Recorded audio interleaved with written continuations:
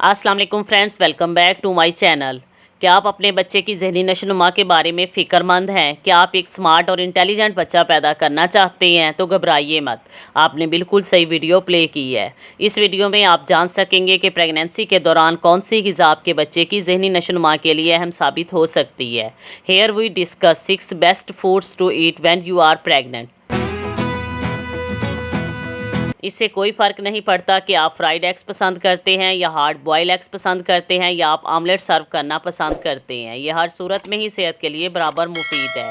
ये folate, iron और कोलाइन हासिल करने का एक रिच सोर्स है। अंडे न सिर्फ सस्ते हैं बल्कि प्रोटीन हासिल करने का एक आसान ज़रिया है। इसमें कोलाइन पाया जाता है जो हमल के दौरान बच्चे के दिमाग के लिए इंतहाई ज़रूरी होता है। ये असबी ट्यूब की ख़राबी के ख़तरे को कम करता है।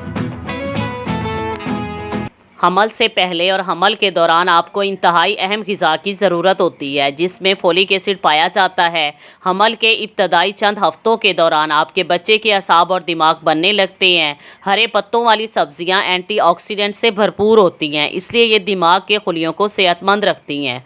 हरे पत्तों वाली सब्जियां फोलिक एसिड की मौजूदगी की वजह से आपके बच्चे के दिमाग की नशोनुमा में अहम किरदार अदा करती हैं। आलमी इदारा सेहत ने खबरदार किया है कि हमल के दौरान आयोडीन की कमी दिमागी नशोनुमा में कमी का बाइस बनती है। दही आयोडीन हासिल करने का एक रिच सोर्स है। दही में प्रोटीन पाया जाता है which is key to preventing low birth weight. Iodine की कमी को पूरा करने के लिए सुबह नाश्ते में 150 ग्राम दही शहद और नट्स के साथ इस्तेमाल करें।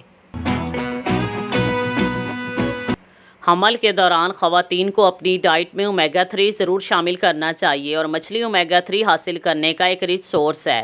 हामला ख़वातीन अपनी डाइट में सैल्मन फ़िश ज़रूर इस्तेमाल करें क्योंकि ये ओमेगा 3 से भरपूर होती है। ये बच्चे की ज़हनी नशोनुमा के लिए एक अहम ग़िज़ाई जुज़ है।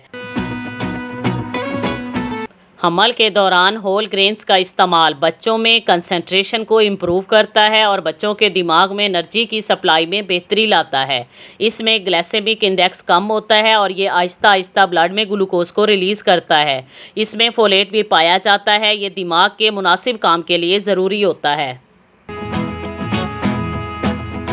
दूध के इस्तेमाल से बच्चों को आयोडीन की मुकम्मल तकमील मिल सकती है। दूध हमल के दौरान बच्चे की overall and mental physical growth के लिए हेल्पफुल साबित होता है। आयोडीन की कमी बच्चों में जहनी पसमानदगी का बाइस बनती है। इस वजह से ये ख्याल किया जा सकता है कि रोज़ाना दूध की एक अच्छी मिकदार बच्चों की जहनी और जिस्मानी नशोनुमा का बाइस बनती है। अगर इस वीडियो से रिलेटेड आपका कोई भी क्वेश्चन हो तो कमेंट बॉक्स में टाइप करें।